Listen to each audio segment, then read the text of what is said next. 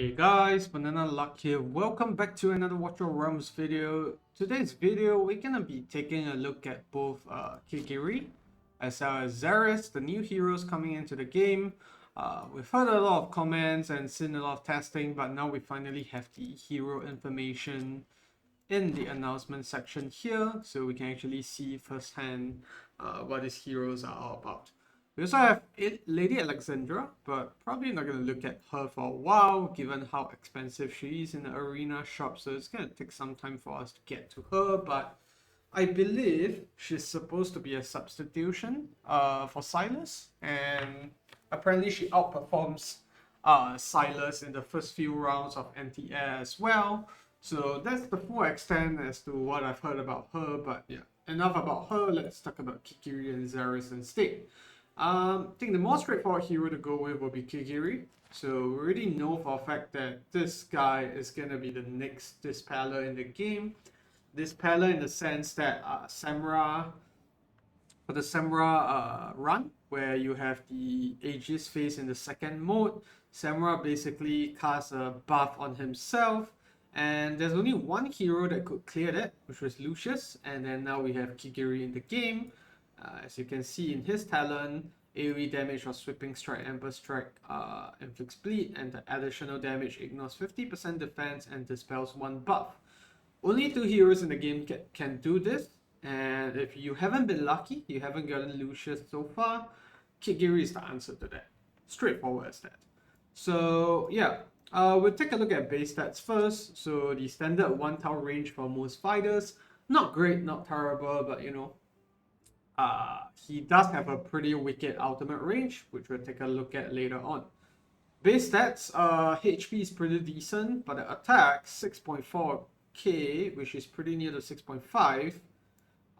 That's pretty decent, or rather really above average. So multipliers wise, I think he's gonna do quite a decent chunk of damage just from stats alone. And then, okay, his talent can launch Sweeping Strike at the farthest enemy within the ultimate's range every 40 seconds. Dashes towards the target's direction, performing a sword drawing, dealing 180% AoE damage one time up to 6 enemies in the path, and then deal 480% damage one time to one of these enemies, and he's immune to all damage during the cast. So sounds a lot like Salazar with his ultimate, where he becomes invulnerable, and this happens every 40 seconds. Each time the basic attack deals damage, reduces the cooldown of Sweeping Strike by 1 second. And then the AoE blah blah blah, this we already talked about. And then the additional damage dispels the buff and ignores 50% defense. So physical damage, that's his passive, one time up to 120%. And then first passive, parrying during Tranquil Reflection increases attack by up to 30% for 10 seconds. This is going to be his ultimate, which we'll look at a bit later, but just bear in mind that parrying for him is going to increase his attack.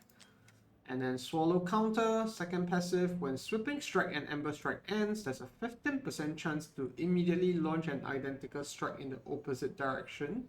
The strike cannot trigger this effect again. So basically it's one off, 25% chance, you can do Sweeping Strike or Ember Strike again. And then now onto his ultimate, which is where all his skills really boil down to. Shifts the blade and prepares to launch an extra Sweeping Strike after up to 8 seconds. So he's gonna go into this parrying phase for up to 8 seconds, and when he receives direct damage when his sword is shifted, parries the damage and launches the extra Sweeping Strike early. If parry is triggered within 3 seconds of entering the shift state, launches Ember Strike instead, and is unable to use any basic attack. So Ember Strike single target damage increases by 40% here. Sorry, oh yeah, so 80% in total, so that goes up to 560 damage, 560%.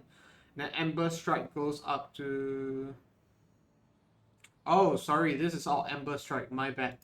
So yeah, we need to look at it over here instead. So 200% damage one time up to 6 enemies. So this goes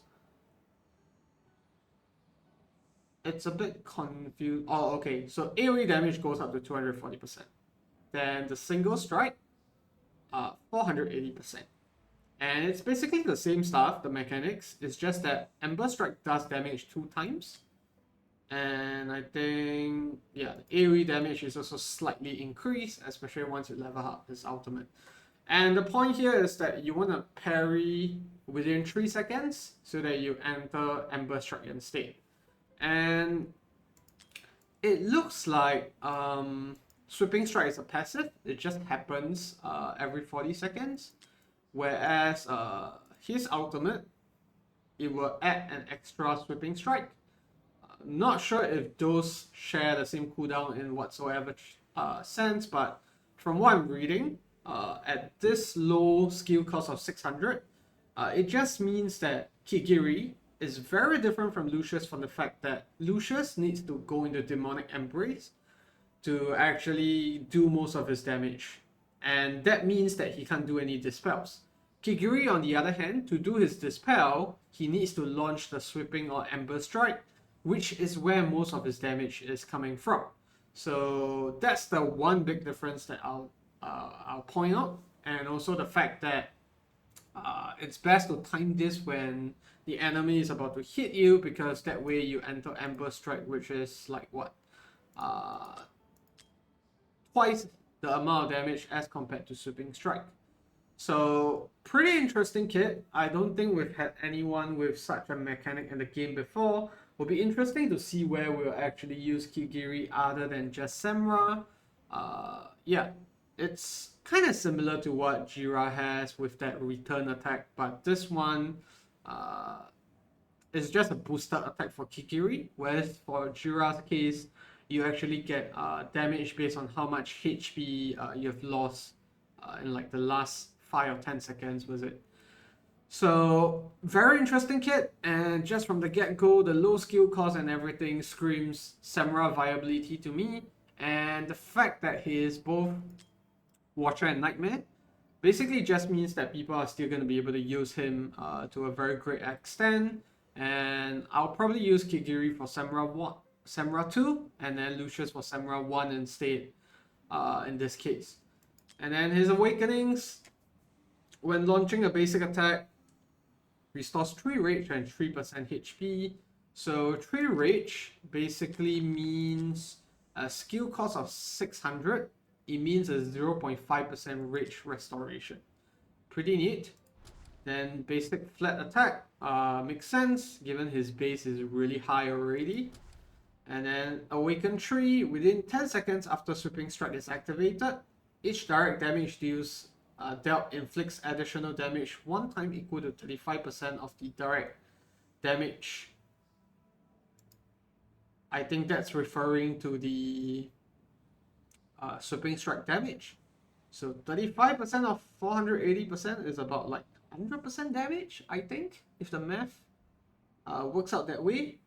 And then same thing with Ember Strike. Each direct damage dealt inflicts additional damage 2 times instead, equals to 25% of the direct damage. So that's gonna be 50% of the 480 and max skill, which is like what, 240% damage, if my math is correct. And this checks out with what people have been saying, which is that Kigiri gets a huge buff when he gets to A3. And then A4, extra penetration, always nice for DPS unit. And then A5, Sweeping Strike and Ember Strike launch during Tranquil Reflection will always trigger Swallow counter. That's the last passive, which launches an additional strike in the opposite direction. I'm not sure if this means that he can still hit the guild boss. I would reckon that he can, which then begs the question of why do they have to specify that it's in the opposite direction. Yeah. So Kigiri, just on the first glance, after actually thoroughly looking through his skill kit, looks really great for Semra. Gonna be a lot easier to use compared to Lucius. Just for the fact that his dispel is tied to his ultimate instead of not really because his ultimate is tied to the dispel, but more of the fact that his damage comes from the ultimate, which is where the dispel is. Whereas for Lucius, most of the damage comes from Demonic Embrace, which when triggered prevents him from actually using his ultimate. So very big difference there. And also the fact that Kigiri is a melee unit, ground unit, which is easier to place in Samra when, you know, most of the units are actually platform units at the moment. Skins, I've seen the preview. Honestly, from here, it doesn't look any different. But from that gold and black shimmer, I'm gonna have to guess that his ultimate animation is gonna look so good compared to the normal Kigiri skin, if I had to guess. So yeah, that's probably what's gonna happen. And enough of Kigiri. He's obviously a great unit. Let's quickly look at Xaris. So Xaris, cultist, mage from mage from the cultist faction. He's basically a summoner. And look at his base stats. 10k HP, 4k attack, pretty average. Attack interval also much higher than the rest. And talent, summon 3 Souls of the Damned when first deployed. Inherits 100% of the master's attributes and assists the master in attacking enemies in range. Each attack deals 80% AoE magic damage up to 5 enemies, and the Souls of the Damned last for 30 seconds. So passive, or rather his magic attack, when there's no Souls of the Damned on the field, restores 6 rage per second.